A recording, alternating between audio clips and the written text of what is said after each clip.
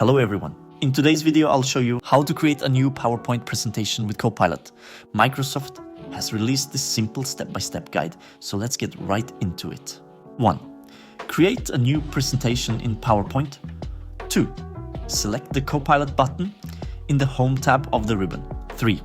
Click or type Create a presentation. 4.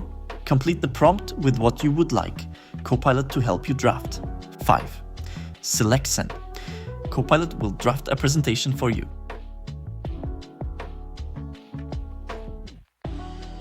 6. Edit the presentation to suit your needs. Ask Copilot to add a slide, organize your presentation, or add images.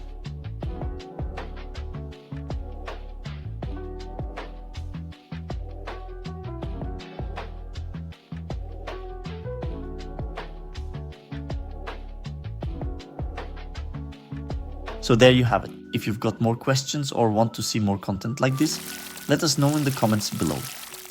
And before you go, please hit that subscribe button. See you in the next one.